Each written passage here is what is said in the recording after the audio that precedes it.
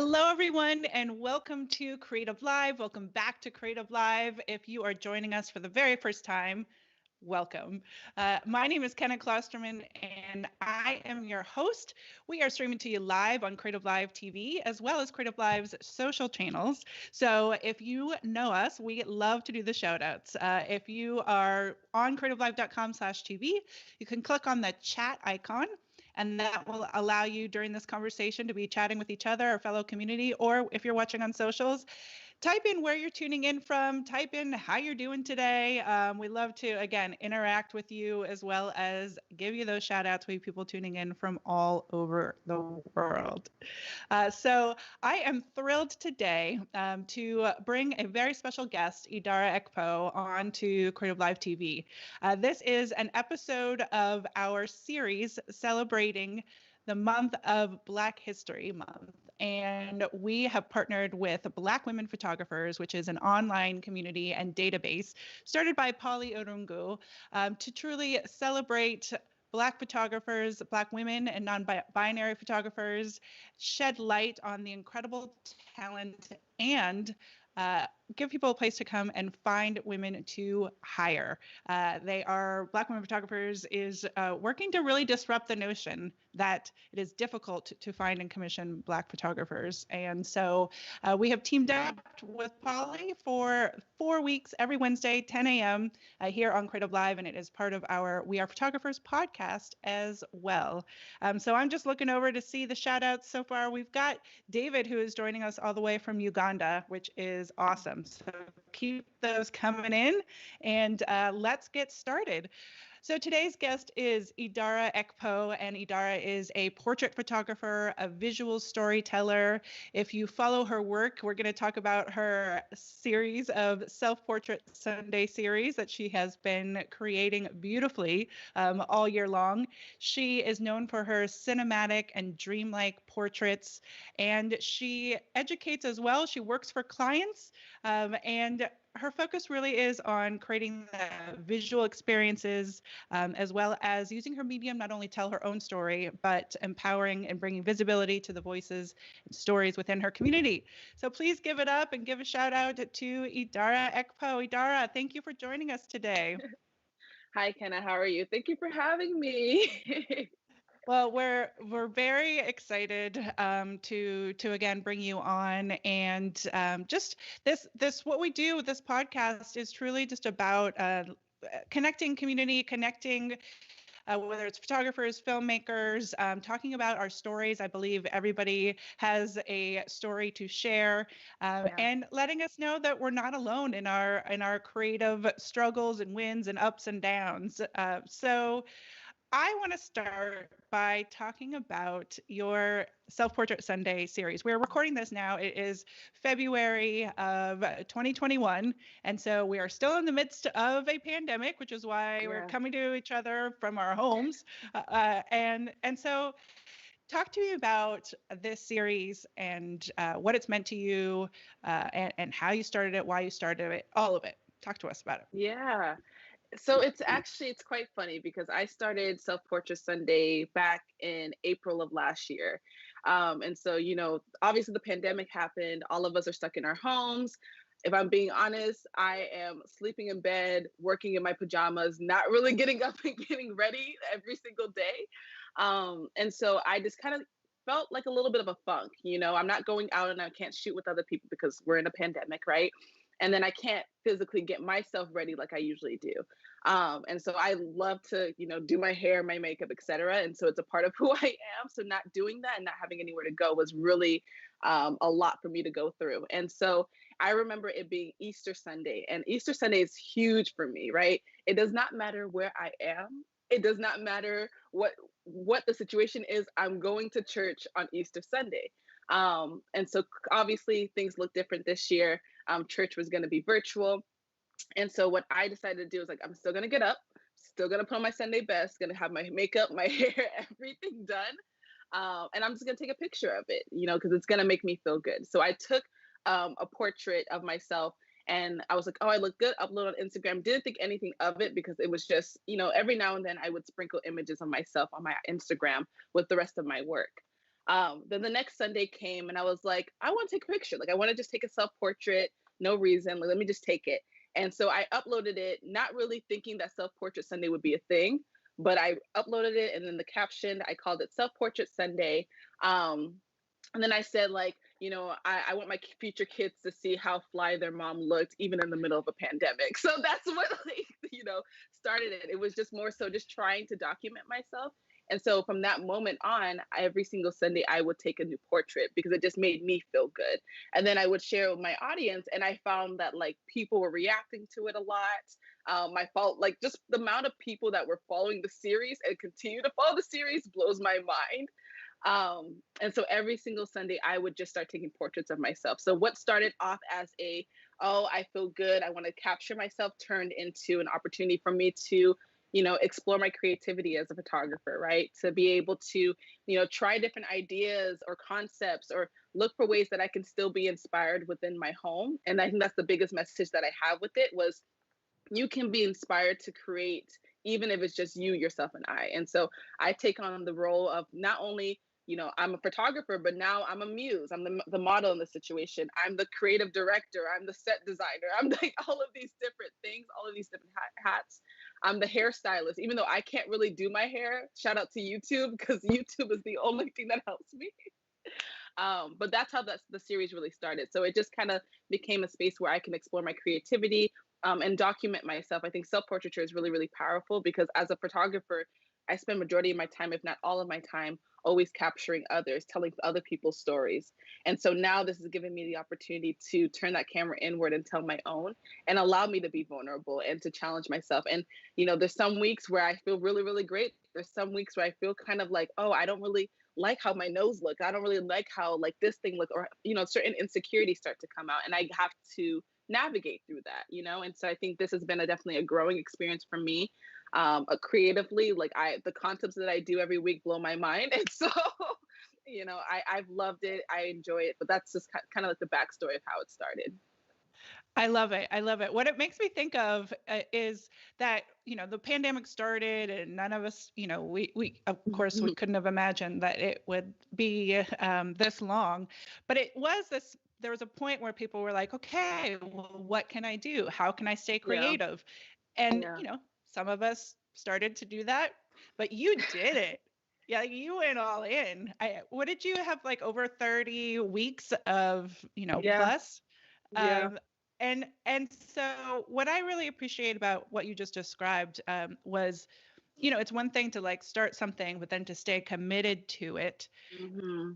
and then to see that it's allowing you to what it's actually the impact is having on yourself and Hmm. others that you may not have been able to predict. Like you said, it was Easter Sunday, and you just want to get dressed up, and so you mentioned being a vulnerable thing, and I would love to dive a little bit further into that. As you Yeah. said, a lot of us who are photographers don't like to be on the other side of the camera. Yeah. Um, what did you learn about yourself and as you went through this, as you started to be more vulnerable? I found I thought I was confident. I thought that I was kind of secure, and I am. I think the confidence for me has been something that I have always worked on. I think that there's a lot of insecurities and kind of like trauma from like high school, college, things that I dealt with, have struggled with, maybe fully didn't like observe or recognize, that I kind of maybe kept hidden, that started to come out during this project because I'm capturing myself every single week. So I went from never really seeing myself on my, especially, you never really saw me on my Instagram before. It was kind of sprinkled, and now it was just like at a certain point, my full face. I had people saying like, "Hey, do you take portraits of other people?" Yeah, I do. Like, so it was putting myself out there a lot more, and I had to be a lot more comfortable with who I am, how I look, especially physically. There's certain insecurities that I've had growing up, whether it was the color of my skin or the size of my nose, my lips, how small my ears are, people comment on it, the texture of my hair, all of these different things that are insecurities that I'm now trying to um, find power in and find beauty in my portraits, right? You know, I have a self portrait where I have my hair in an afro. You will never on my whole page, I have never ever ever ever ever put an image where I have my afro. I have it, right? Because it's not something that I usually do. I usually put my hair in a bun or wear it like this, etc. But that was something that I wanted to challenge myself to do, and I did it, and I felt beautiful, and people enjoyed it too. But ultimately, I felt beautiful, and I think that's the underlying thing with this entire project is it's challenged me to find beauty in the things that I didn't see as being beautiful, and then it's allowed me to grow and have that self-love. So it more so self-portrait Sunday has always been something that's for me. I told myself that if this project became overwhelming, if I found myself doing it for other people, then I would stop. And then come back whenever I was ready. So I took a little break over the holiday season. I was like, I'm going to enjoy myself. I'm going to eat well, and I'll be back when I'm ready. And so we came back last week, and I'm really excited to keep it going and see where else I can go with it. Well, I mean, again, thank you for touching on what doing self-portraits can do for people. I mean, you mentioned Mm. trauma, you mentioned, things that start to come up, which is this emotional process and potentially, Yeah. integration and healing. Yeah. And did you hear from other people that they started to do the same thing, or Yeah. did people kind of start following along for them, or creating for themselves? Yes, yes. I think that's probably one of the most exciting things from the project is when people reach out and they say like, some people will be like, "Oh, I wish I could take self portraits too," and I'm like, "You can." Like, even if no one else sees them, take them for yourself. It's important to document, who you are, what you look like. At one point, hopefully, like I'll have my own kids and they'll be able to see, dang, mama was looking fly. Like that's the whole, like I've been able to document myself in a way that is unique to who I am. And so I've been able to encourage other people to do so. So when people tag me on Instagram and they're like, "Hey, I took a self portrait, inspired by it's Idie," or I've also had the opportunity to educate and teach and do some different sessions around self portraiture. And so I'll always challenge my students and say, like, "Hey, I'm challenging you to either take a self portrait of yourself or find something in your home that you want to capture in a way that's unique." So just really trying to push them to find a way to be creative in the midst of your own home, because there is beauty in our houses, right? If it's not ourselves, it's our families. It could be the meal that you're cooking, it could be the hair products in your bathroom. There is beauty in the things that you don't usually find beauty in, the things that you kind of ignore on a regular basis. And so when I see other people creating at home, doing the self portraiture and growing and having that self love through that process, it makes me really happy. So that's definitely something that's been a huge plus from the series so far. Okay, so you're totally motivating me. I'm like, why don't I do that? You Why don't should. I why don't I Let set me up the tell you. tripod and, Let me and tell you. because Kenna, yes, you yes. should, girl. You should, because I'm telling you, I always say like confidence. When I take a picture and I'm like, okay, you cannot talk to me anyhow. This is me. This is what I look like. Like you cannot speak to me in any tone. You cannot look at me any way because I am feeling myself. So that's what that does for me. I love that. Excuse me, as you write, like you cannot talk to me. Like, come on, look. Like it has it been able to having that real recognizing some self-love and recognizing your own beauty, has that kind of transferred to as you're photographing other people? I mean, obviously, let's talk a little bit about your work and your focus on women, Black women, celebrating the beauty, the joy, the all of it. Has that shifted your take on your own work of, Mm. photographing other people from the work you're doing for yourself?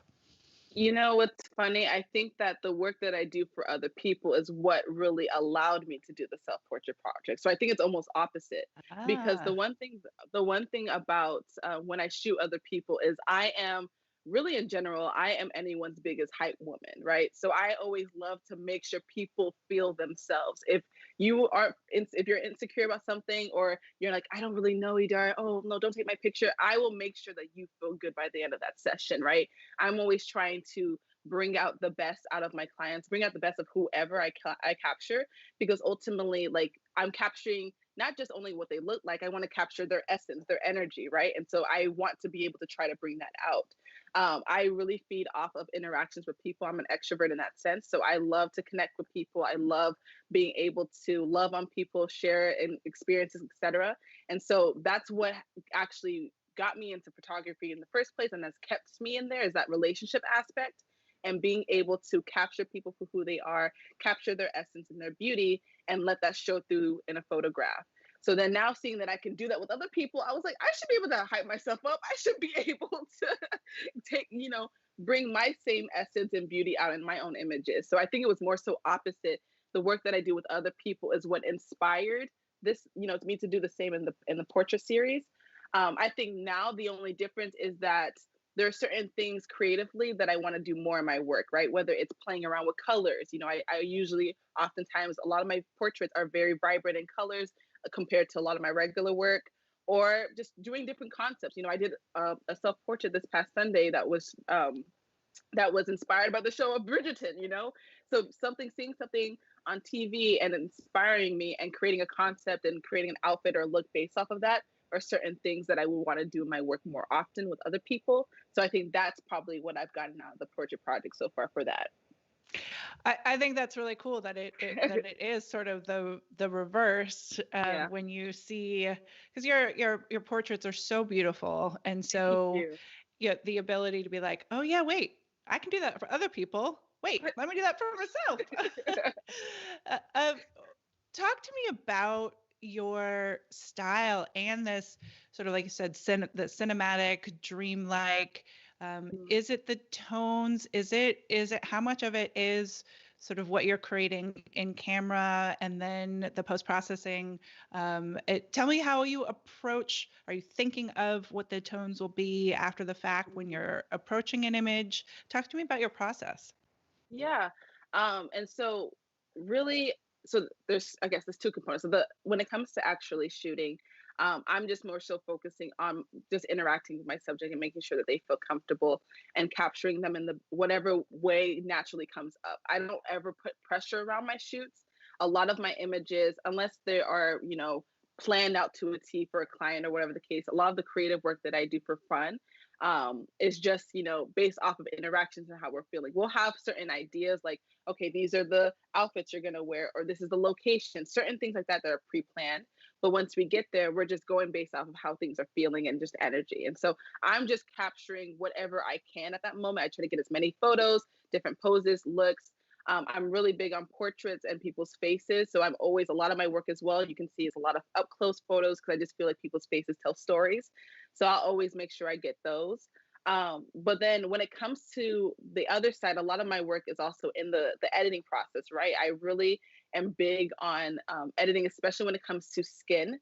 I think the one thing for me when it comes to photography and why I specialize and focus on capturing Black women and people that look like me is because oftentimes that is the struggle that a lot of us have, is finding a photographer that can understand our skin tone, our undertones, and captures correctly instead of making us look orange to green to this or that.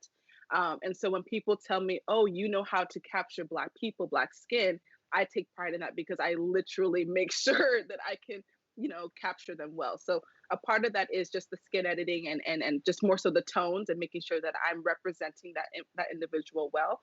And then other parts of it is just kind of like, I don't go in with an idea of what this image will come out final product. I just allow each image or each shoot to inspire me when I sit down in front of my computer.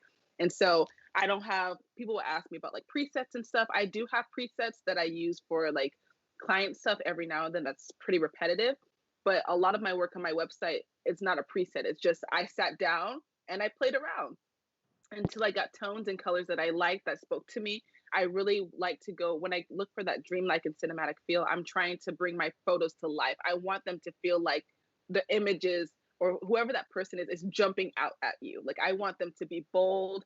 I want them to be sharp. I want them to be like, look at me, like you are looking into my soul almost. So like that's what I take pride in. And so it's not really more so me going in with an idea. It's just, hey, let me sit down with no restrictions and allow myself to create freely. And that's how I go, how I approach every single shoot. And then the results that come out is what you see on my website and on my Instagram and whatnot. Thank you for explaining your process, because I think we all have sort of different ways that Hmm. we approach things. And so I love the fact that, and a lot of times when you see somebody's work that you, like yours, where it is, whether they're the self portraits or otherwise, where the final outcome is, so beautiful and spot on, and all Yeah. of that, where it is like, did Idara have to have all of that in her mind in advance? Because I'm more of I love street photography and travel photography Mm-hmm. and things where I'm waiting till I see something, Mm-hmm. versus like and I guess I shouldn't say, you should never say I don't or I can't, but Yeah. the coming up with concepts and such, like your Mm-hmm. Bridgerton self-portrait, is, it's this, and it seems like it's this combination of both, for you're setting Yeah. up a space for yourself to be able to play and be creative. And so Exactly. I think it's an Exactly. important message that you don't always have to know exactly with, how it's going to end up, but allowing yourself to do that. Um, Yeah, and I think that it's important to like, obviously like plan things out. So like, yeah, I'll plan out like the location, what the idea or concept is, but you have to leave room for creativity to take its place. You have to leave room for just, and have grace. Like sometimes you'll plan for something and it won't go the way that you thought it was going to go, or you'll plan for it and it'll go the complete opposite and it's better than what you thought. So I like to create space for that. I don't want to put pressure on whoever I'm shooting with. It's just more so like, let's put some music on, let's vibe and see whatever comes out of it. Then I'll sit on my computer, I'll see what I have and what can I do from here, and just allow myself to be free with it. can you tell me a little bit more about when I said when I opened this podcast that I believe everyone has a story to tell, and you said, I believe, people's faces tell stories. What do you can you tell us about an image, and sort of what the story that you're able to kind of come up with out of just somebody's face? It's so that's a good question because I've never really like said it out loud. I just feel like every person's face is unique to like who they are, right? And so whether that is like the arch of their eyebrow or like the color of their skin or like maybe like wrinkles in their face, whatever the case might be, there's something unique in somebody's face. And so that's connected to who they are. I think when I think of a portrait that comes to mind, I think of when I went back home to Nigeria and I had gone back home for the first time as an adult back in 2018. I've been back a couple of times since that point. But that time that I went back, I wanted to make sure that I captured images of my family, my grandmother specifically that I hadn't seen. One of my dad's mom actually. That was my first time seeing her since she came to the States back in 1998, and so I've only met her once before that time that I went back. And so being able to capture her, I felt like the portrait that I took of her, I could see the strength in her face. I could see the strength of a woman who has all of these kids and has worked her butt off to create a life for them. To see even just in the wrinkles that of her face and the sometimes even her outfit. She'll wear like her the headscarf is called a gele, so she'll wear her gele and her outfit, and you can just see the beauty and the wisdom that she carries, right? And so that's ultimately her essence, right? And so when I capture people, I try to see it's not really what I can do, it's just how can I create a moment where that just kind of naturally shines out and you can feel that person's energy. And I just try to see if I can capture that in a photograph. And so that way, when people look at it, they hopefully feel at least half of what I felt in that session. I love that you talk about it as a feeling, because I also, especially with portrait photography, you can, in your images, you can feel that Mm-hmm. connection. And it is that Oh, thank you. the energy, it's the energy that you're putting out clearly and making that energy is what then comes through and Mm-hmm. it's a reflection, it's a connection, Yep. not just the person, but both of you. Absolutely. I Absolutely. talk to me about growing up, about your first generation Nigerian American. What did it mean for you to be first generation. What was were you creative as a child? Like, talk to me about your childhood. I actually was not creative at all as a child. I was more athletic. Like I played basketball and I did sports like that. I think that it's quite funny that when I reflect, because nothing in my past equates to where I'm at at all. I didn't used to draw. I didn't like take pictures as a kid. I didn't even like photography really. And so growing up, like I was born here in Phoenix, Arizona. Both my parents were born, lived in Akwa Ibom State, Nigeria. I say I'm first generation Nigerian American because my, heritage of who I am and being Nigerian is a huge part of who I am. It's a huge part of my work. It's just a huge part of my being, right? And so growing up here, there is, just the cultural aspect, being able to, like, family is a huge big thing for me, our food, our culture, our music, etc. And so growing up, I felt like I was always experiencing one thing in the house and then I would go to school and experience another thing, right? And so I live in this household where it's like all, my parents, my Nigerian culture. If anything, I'm interacting with my cousins who are also Nigerian as well and African. And then I'm going to a school that's predominantly white. And I'm feeling like I almost have to like switch who I am. I have to not, I wouldn't eat the foods that my mom would probably make me for lunch, like the cultural foods, or you want to dress a specific kind of way because I want it to be presented in a different kind of aspect. And I feel like I struggled with identity a lot in that sense, right? Because you're at home, everything's one way, and then you go to school and you're like the only Black girl. And on top of that, you're African, right? And so there was a lot of identity struggles that I had dealt with in that sense. That I think that I didn't really start to focus on until I went to college. And so I went to the University of Arizona. And that's when I actually joined like the Black Student Union as well as the African Student Union, African Student Association, excuse me, where I felt like I was able to explore my Blackness, both being, Black American, being African, being Nigerian, and really coming into full of who I am. And when it came to the creativity, when I went to college, my parents, and we always say this with Nigerians or just really immigrants and being children of immigrants, first generation specifically, there is this pressure to perform well, right? There's this pressure to be a doctor, a lawyer, get good grades, etc. Because my mom always would tell me, I did not come to this country. I did not struggle for you to come and struggle. And so there's this burden that you carry. I'm the first and the oldest of four. And so going to college, I was always expected, I was told you're going to be a doctor. We're nurses, so you can't be a nurse because you have to be better than us. So you have to go, and the plan was to go to med school, right? So I had a pre-med major. I did physiology all throughout college and I finished well, but I struggled. It wasn't my, strong point. It wasn't until senior year that I realized actually took the MCAT and I said, you know what, this is not not for me. So we had to actually reevaluate, which I'm glad that I did. And it was my senior year where I actually started to be more creative and I started to do photography. And I remember asking my mom to buy me a camera, and she was like, "What do you want this camera for? I don't understand." And I told her, I was like, a lot of kids on campus, they have cameras and they're taking grad photos and they're making money. And so she heard money and she said, okay, I'll get you a camera. If that means more money in your pocket from somewhere else is less money out of her pocket.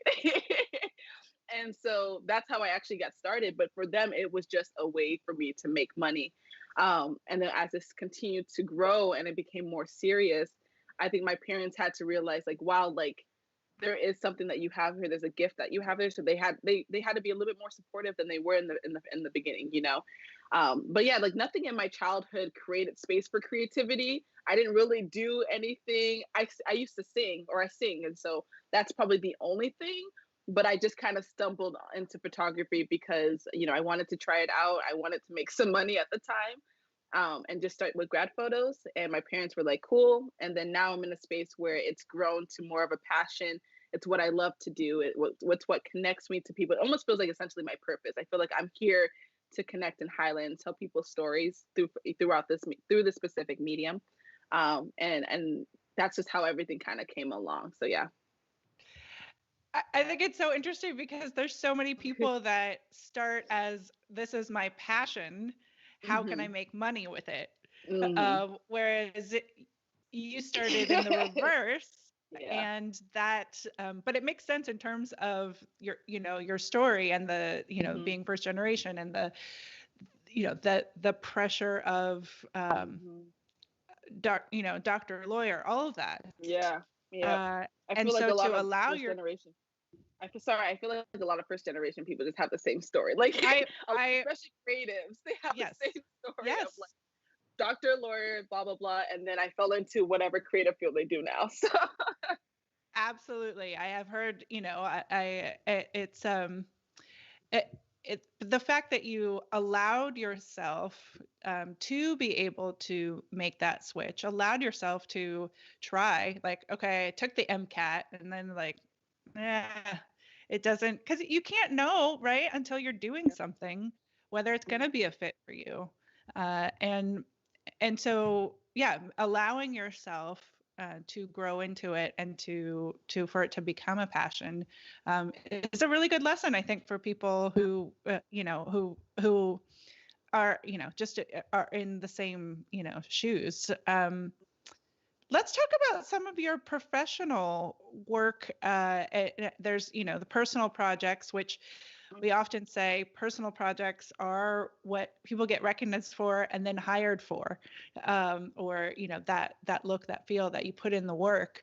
I was looking at your Instagram and saw one that was recently shooting for skincare brands. mhm. Um, so it talked to me about getting client work and how that started and sort of what the scenario is today. Yeah, no, of course. And so I offer a number of different services. So I'm always constantly shooting out here in the Phoenix area, whether it's like, doing a portrait or a brand session or whatever the case might be. So I've always kept myself open to that. And that's just been where like a lot of the financial component has been from photography is more so being able to, do headshots or specific different things like that that will really bring in that revenue. Just recently I have been like really really obsessed with like skin brands specifically, and so I have the opportunity to shoot a skin brand called First Love Skin. Um, and it just really I think it really aligned with the kind of work that I already kind of love to do, because when you think of skin brands, you think of skin products, you think of natural beauty, you think of people's faces, their skin, and that's right up my alley when it comes to my work. And so I did that shoot, and it was actually for a friend who she had started her own business, and so I loved it as well because I was supporting another Black woman who we are now good friends as well. And we actually did that shoot that you're talking about in my garage. Like we just had the products and I had like the backdrops. We wanted to keep it really, really minimal. We had 3 models that we were working on. So it's more so focusing on, how do we want to show like their faces and their beauty. And so focusing obviously on the face, how we're going to, the different poses, how we're going to place their heads, etc. And then ways that we can show the product as well. And so we came together, we put together like, obviously the mood board, picked a date, came together and shot, but it was really the same as everything else. Even my, the things that I get paid for, I don't necessarily approach them any differently than I would a creative project. I'm still ultimately there to capture somebody, their essence and that person's energy for whatever the reason might be, but that underlining purpose remains the same. And so when it comes to stuff like that, I really just allow myself to create space to obviously get to the goal of capturing, whatever products or whatever pictures, but making sure I'm capturing the models or whoever I'm shooting with in the best way that I can. And so I again, I love shooting with skin brands because it's right up my alley. And so I usually just keep myself open to opportunities like that. That is something that I want to do more. And so I'm starting to reach out to different brands to see if there's an opportunity to go in that space a little bit more. But right now, I'm just more so open to any opportunities that come my way. If someone sends me an email and I'm free and available and it's looking right and we can make it work, I will do it. And just kind of give myself that experience to expand a little bit more. What in your sort of in your dreams, Mhm. what would be the continue to be the Mhm. the ideal jobs for you, and Mhm. like what do you want to continue to grow into? Mm. I think that I want to get to a space where I'm working with different brands and companies to do that storytelling. I think there's two different components of it. whether it's the more so documenting. And so, like, for example, when I went back to Nigeria, capturing the culture, the people, and those specific portraits, doing more work that's specific like that is what I would love to do. And then also the second part of that is just more so just telling stories in a creative way. And so I started this kind of second platform on my Instagram called Open Room, and I do it with like another friend of mine, my friend Michaela, who she is a cinematographer, and we just think of different projects or different stories we want to tell or people we want to connect with, and we tell them through different visual mediums, so being photography and then also cinematography. And so I've had the opportunity to step into like more so a director role with directing how I want specific things to look, how especially when it comes to more of like film and capturing things in that specific way. And so when I think of down the line, that's the kind of work that I want to do with brands. I want to be able to tell stories, specifically Black stories, that are going to impact our people, our community, and have that representation. And so right now it's just me creating that work, and then hopefully one day everything falls in line and I can start to do that same type of work, whether it's for a clothing brand or whether it's for whatever the product or whatever it could be. It doesn't really matter as long as the purpose is and the people that I'm bringing forth and highlighting and capturing are people from my community. I mean, going back to the self-portrait series, Mm-hmm. like that, you can see how, brands would look at that work Yeah. and say, we want that, and Mm-hmm. so putting, again, that's message of, putting the work out there that you love to create, Absolutely. consistently, and then that, is what people see, and therefore desire. I mean, everything that you just talked about is the path that Mm-hmm. that you are on. I love Yeah. the aspect though about combining the still imagery with motion and cinematography. Mm-hmm. What do you think is different in terms of like the stories you can tell with stills versus motion? Yeah, it's quite funny because I think cinematography is a skill that I want to, bring on myself right now. I'm really, really grateful for my friend Michaela, um, because that's what she does, right? So she tells stories on that other side, whereas I'm just capturing and trying to tell a story through a portrait. She's capturing through emotion. And so it's really challenged me in a way to like look at, I usually find myself looking for moments and specific things, whereas with film, you can like capture a bunch of moments in a clip or whatever the case might be, and then have room to play around with it with your final product. And so it's really challenged me to kind of just look more so at a larger picture instead of looking for specific details that I'm going to capture and then like being like, this is all I need. I just need this one portrait of his face or a full body, whatever the case might be. But allowing myself to look things at a larger perspective, and being able to just capture as much as I can. And then the great thing about cinematography and film is that you can have all of these different clips, this B-roll, whatever the case might be, and then you can create your masterpiece at the end. You're really just kind of picking and choosing and piecing together everything that helps you tell that story. And I think that is so, so, so, so beautiful. And so that's why it's really important for me to um, pair images with motion now, because I think they can tell a similar story, but they just tell them in their own unique ways, and it's just impactful to pair them together. And so it's definitely something I want to explore more. We'll have upcoming projects that will go on that page and just different passion work like that. But just like you said, I think passion projects is what creates space for paid opportunities. There was stuff that happened last year that I wouldn't have gotten, honestly, if it wasn't for the self-portrait project. If Tell it us wasn't for tell us people, some examples. I had the opportunity to collaborate with Apple. They were releasing one of their newest Mac desktops, and so they were looking for creatives that would create from home to really help them show like how this product helps them. So something like that, like I use Apple products every single day, right? That they found me because of my self-portrait series. Really, they found my name and then went to my Instagram and saw that I had this ongoing series, and they loved that I was basically making lemons or lemonade out of lemons, right? And so basically just creating at home. And so that led into a long-term partnership where I'm still being able to work with them today. Or having the opportunity to work and education has been a huge thing for me as well. Wanting to be able to teach more. And so opportunities to teach with companies like Unraveled Academy, or being able to teach. I had an opportunity recently to partner with a company called Moodelier. They kind of sell these abstract pieces. And so they oftentimes would do these educational sessions where, or kind of like courses where they'll like highlight different photographers. So they had reached out to me for a partnership to be able to create my first course. And so that was my first online course where I talked about portraiture and then talked about, how you can edit and create those cinematic and dreamlike portraits. And so stuff like that came literally from, these self-portrait projects.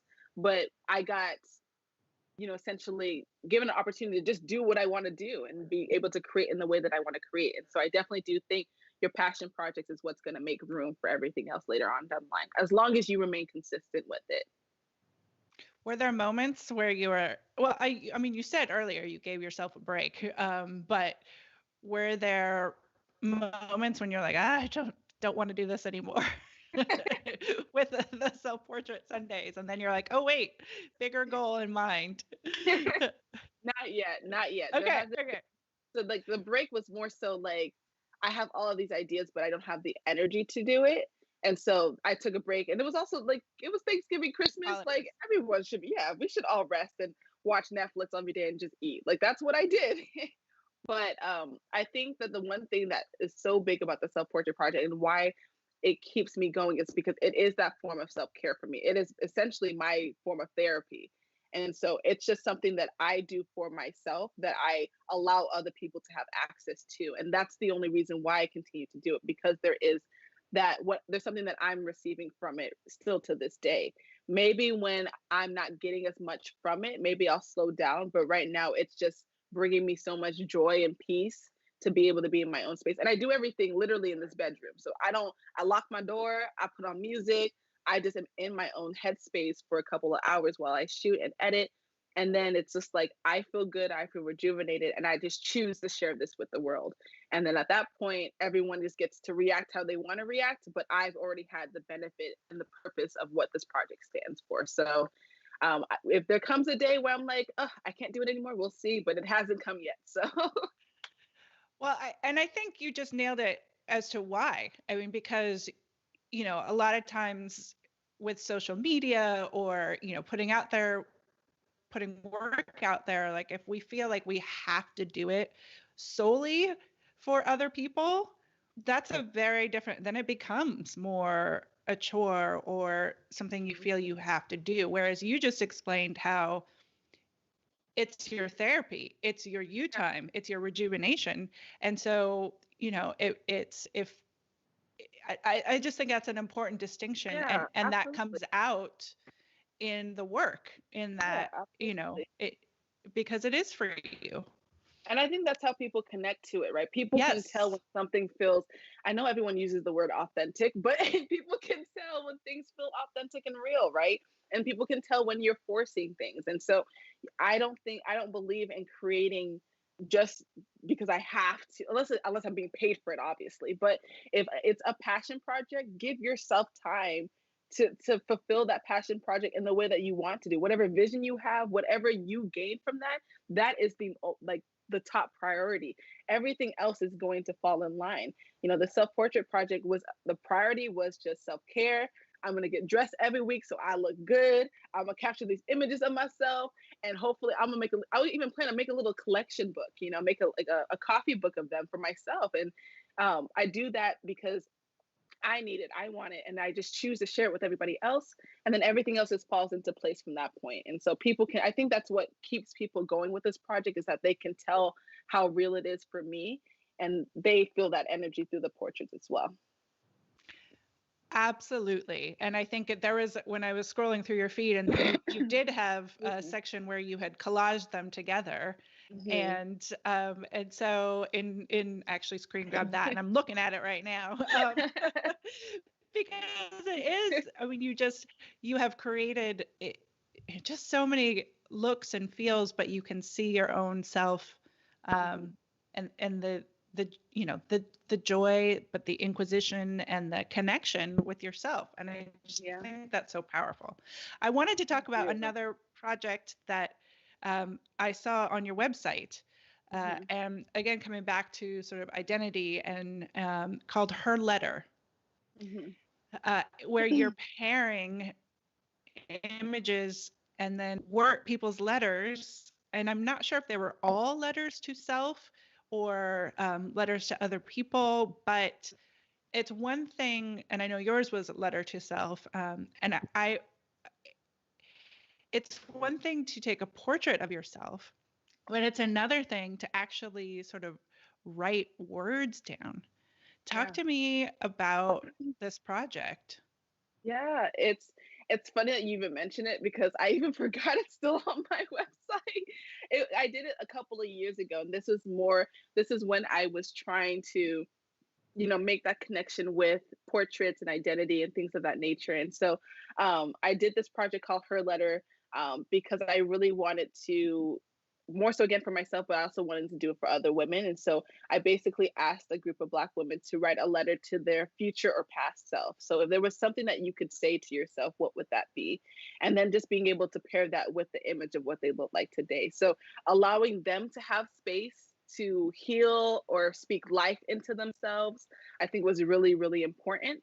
I think some of these letters, even some people were writing some. What I know there was, I'm not sure if I have it on my website, but there was even one where it was a mother and daughter duo, and the daughter wrote a letter to her mother, and the mother wrote a daughter to her letter, and I just, the mother wrote a daughter or letter to her daughter, excuse me, I gotcha. I and gotcha.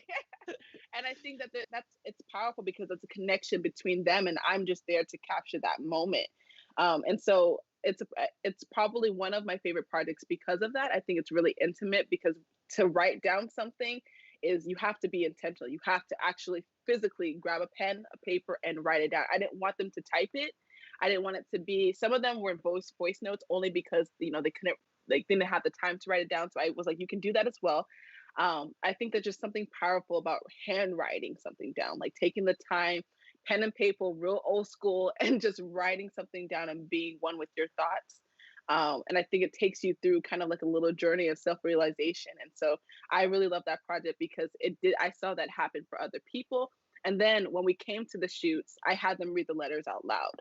And so, they came and they brought the letters and they would read them out loud, and it would oftentimes just be me in the room. So I felt like, really grateful for them to feel comfortable enough to share that with me, because a lot of them were vulnerable. A lot of them went through their insecurities and things of that nature as well. So just creating that space of healing, I think that's definitely something where I want to kind of continue to do with my work. I think photography for me, especially with the self portrait project, has been a sense of healing. I've had to go through and be able to heal through my traumas, my insecurities, and things that I have gone through my work.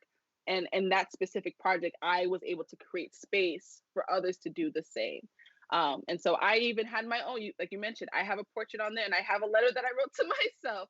Um, and just allowing people to just heal and capture that moment. So then that way they can always refer back to it. It's so cool because this is the reason why this jumped out to me is because the concept of holding space for people, the concept of actually like I'm really interested in a lot of the brain research that's going on, right now, and that's Yeah. this just sort of understanding what from a brain perspective, like you literally when you put pen to paper, it Hmm. allows you to like get those thoughts out of your like literally out of your head. And so Hmm. especially when it comes to trauma and self-worth and things like that, like it literally allows when the brain is triggered with those thoughts for you to release them. Yeah. And so it's again recognizing that and combining that with the visuals Hmm. is, I mean, what a beautiful thing to hold space for people and yourself to do. And those Yeah. like uh, definitely people out there listening, like it's a powerful experience to sit down and write a letter to yourself. It is. Um, It is. You can go through so much. There's things sometimes when I sit, especially like I don't journal as much as I want to. I used to journal a lot more then at that time. I don't do it as much as I want to now. And this is like a mental note for me to get back to it because when you do journal, when you do write these, even if it's just a small letter to yourself, you kind of start to unpack things that you didn't even know was there. I'll start off by saying, "Oh, I'm fine," and then before you know it, I'm crying because I didn't even realize there was something that was bothering me that I just allowed myself to release. It's really unique in a way that you can just kind of release your feelings and your thoughts, etc., on paper, and then you have it there to physically, right? That's why I preferred the physical aspect opposed to people typing. The only other thing that I did was I did do voice notes because I think there's something powerful with hearing you, like reading something out loud and saying it and hearing your voice. I think you can get the same kind of, feeling or emotion as writing it down. So those are the two components that I like. I didn't want to do people typing the letter or whatever, because I feel like there's a separation there, right? It's not physical, it's on your computer. You can close it and walk away. Whereas in a journal on a piece of paper, you can actually hold on to that. Or with audio, you can hear yourself speak, speak life into yourself, speak life into your situation. And so I truly, truly love that project because I saw what it did for other women. I know what it did for myself. And I think that it's just, again, that I think there's this a theme that I have throughout my work, between that project and again, the self-portrait project of healing, and how can you utilize your creative medium to provide healing, whether it's for yourself or creating space for others as well. This is my life mission. I am with you on this. I mean, my best friend and I run mindful adventures retreats, and it is all this. It's again, it's holding space for people to be able to have that. Yep. The healing experience, and creativity does that. And like you said, I'm pretty inspired right now to go and start making some self-portraits because that's a very Yes, vulnerable thing. it is. It's different when you're just like take a selfie, like versus the experience of truly seeing yourself and in a different way. And that's, or hearing yourself, like you hear yourself talk and you hear it on the inside of your head. It's another thing to listen to your voice on recording. And so, I mean, I love it. Thank you. Thank you. What? I'm gonna have to do it again. I'm gonna have to do it again. I have a mental note. Okay. Like I need to bring that do a reboot of that because Yes. I love. So thank you for asking about it. I really do appreciate that. maybe you do it after your Sunday session or I before your know. Sunday I session, know. because that just gets Yeah. into the mood and the zone, and the letting Yeah. go Yeah. is really for me a big part of that. It can literally like release trauma that you're holding in your body and Yep. physical pain. But that's another conversation. I had chronic back pain, and it was literally through things like writing and ripping it up and throwing it away that helped heal. Oh, So it's super powerful. yeah. Super powerful. Absolutely. Absolutely. What do you get the most in terms of younger photographers or other photographers out there sort of looking at you and your work and asking for advice? What are some of the things that you like to share, that the common questions that come about? Yeah. I think the first part is always like, how do you get this image? How did you do this? And I think one thing that I always share with younger photographers is that it's not something that came overnight. I have been shooting for 5 years. The work that I had in the beginning um, is not work that you see now for a reason. There was growth there. I think the her letter one is probably like the furthest back that I can think of that I started, that I still have currently up on my website. Because that's when I was starting to explore who I was as a photographer, what I wanted my work to do. And it's still relevant to this day. That's why it stays up there. I try to tell younger photographers, just really create space to just explore and see where it goes. I think when you start to put too many restrictions or stress and think that, oh, I need to be doing this just like how Idara does it, I need to capture myself the way she does, I need to do that. No, you don't. I do this in a way that works for me and it just works for the people that I also work with as far as the clients I shoot. Do it in a way that is unique for yourself. You have to figure out what your why is. Why are you capturing? Why are you getting into this in the first place? Why did you pick up your camera? You know, my why in the beginning was to make money. And then I realized, oh, wait, that's not my why. I like to do this because I love people and I want to tell their stories. And then that's what sticks with me. And as I continue to shoot, the more you shoot and shoot and shoot, the more you're going to grow, the more you're going to start to look at different things differently. You're going to look at details differently. You're going to figure out things you want to incorporate, concepts, etc. All that stuff comes with time and just inspiration as a whole. So you have to give yourself grace to have that time and experiences. And so that's one thing I always try to share with people. The second thing is always around editing. I get so many questions about, you know, how do you edit this? How do you get these colors, these tones? And I take pride in my tones. I love them so much. And so I really love that people are, you know, when they ask that, again, that's something that came with time. And just creating my own style of work. I think every portrait relatively looks different, but you can tell that there's the same kind of like brown under like tones that kind of stay with throughout all of my work, all of my images. And so that just came from trial and error. I did create my own course that I did with Moodelier that will now be up on my website in the upcoming weeks for people to purchase. So if they want to learn from me, I do always teach. And then I have an ongoing course with Unravel Academy as well to kind of do that as well.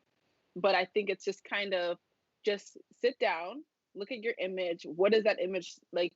It's so weird, but what do you feel from it? Like, you know, just allow yourself to just be free and just, you can always go back and erase, just play around and you will start to find things that stand out to you the most. And then one last thing, if there's people's work that you do love, figure out why. Like, what is it that you love about this person's work? Do you love my work because it makes you feel a certain kind of way? Do you love this person's work because it's really dreamy and airy? Do you like what is it that you like? And figure out how you can take note of those things, take note of the things that you like in other people's work, because there's something that you can start to incorporate in your own. The goal isn't to copy anybody else. Please do not copy. But you can always, that's how you, again, you take that inspiration. If you see a picture and you're like, oh, wow, I really love this, or I love this artist's work. Why do you love it? There's people that I love because they give me that same sense of healing through their images that I want to have in mine. And so I'm like, oh, I love how she took this portrait, or how the tones really make me feel this and that. And then I take those specific concepts or those ideas and apply them in my own unique way. And so I think those are the kind of things that I always try to tell people who are starting out, is just really, again, create that space for growth. And with time, you'll get to where you want to be. Just allow yourself to be free and and go wherever it takes you, you know? Such great advice. Space and grace. Like Yes, space those and are grace. space and grace. And again, I love the concept of understanding why you're drawing something, you know, Hmm. not just like oh, I like that. Why do you like it? Why? And Hmm. that's where, you know, 2-year-olds know what they're doing when they keep asking why. There's a It's reason for everything. There's a That's reason right. for everything. Yep. That's right. Um, Idara, such a great conversation. Thank you so much for joining us today. I want to give a shout out to Polly again, who is the founder of Black Yes. Women Photographers. She's tuning in. She says so proud of you, Oh, which thanks, is Polly. awesome. Um, we had um, we had Cosmo tuning in. We had Susan, who's in Normal, Illinois. We have Robert Sims, who's saying, like the joy and passion that comes through, keep doing your thing. Thank We you. have Joe Mullenshot, who's saying, absolutely love Idara's self portraits and her storytelling style shots of people and places. Beautiful work, Thank and on and you. on and on. England, Cairo, Egypt. Super cool. Where can people find you and follow you everywhere from England to Egypt? Let us know where to find you. Yeah, of course. You can find me on my Instagram page, which is just, oh yeah, it's ID. So YeahIdSIdy. So, oh yeah, it's ID. So you can find me there. And then also my website, idaraekpoh.com. Feel free to look at my work, reach out if you have any questions, comments, and just kind of stay tuned for things that are coming soon. So much to come. I love it. And also available for hire. Yes, And to check please. out your classes and all of that. And maybe Yeah. we can get you here on Creative Live. Mm. Yes, that'll be Mm. great. And there'll be another self portrait this week. So if you are following the series, we're back on our regular cadence. So there'll be another new self portrait this week as well. Awesome. Awesome. Well, thank you again. And everybody, we are looking forward to 2 more weeks as part of our conversation series that we've partnered with Polly from Black Women Photographers. Be sure to go out and check out that website. Polly is, if you are interested in being part of the community, if you want to put your name out there, there's a whole section on that, your name, your images. If you're an editor, go and find this talented, beautiful work, people available for hire. And we're looking forward to the next 2 weeks when we're going to be speaking with Tammy Thomas as well Yeah. as Alexis Hunley. And so you can RSVP for those. If you're here on the Creative Live TV page, you can just scroll down, hit that RSVP so that you get a message.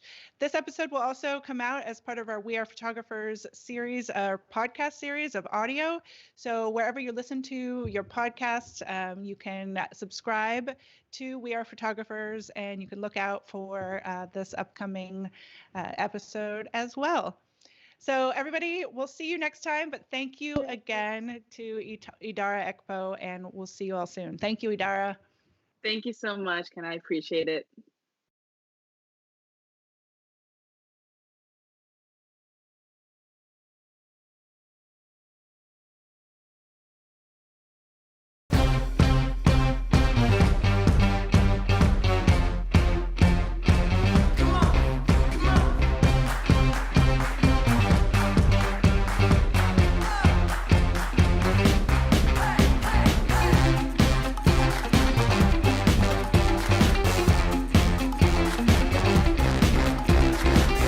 Hey guys, what's up? It's Chase Jarvis, founder and CEO of Creative Live. You all know that we have more than 2,000 classes and more than 10,000 hours of learning, inspirational, and motivational content on the platform. I'm super excited to announce a new experience on Creative Live. It's called Fast Class. You've told us that you're busy and sometimes it's hard to dive into a full class from start to finish. So essentially, we're now giving you a shortened highlight version of our top Creative Live classes. You can always dive into the full class with 5, 10, or 15 hours of great content. But now, if you're just looking to focus on a few of the highlights or want to be able to skip quickly to something that really interests you, you can now get a shortened fast class version of that class. We're also thinking this might be able to help you explore a new craft and save time while doing it. This is a great tool to curate your learning experience to help create the life that you seek. So you're probably thinking, great, how do I access this new experience on Creative Live? That's easy. All you have to do is be a subscriber to the Creator Pass, and then all this is yours.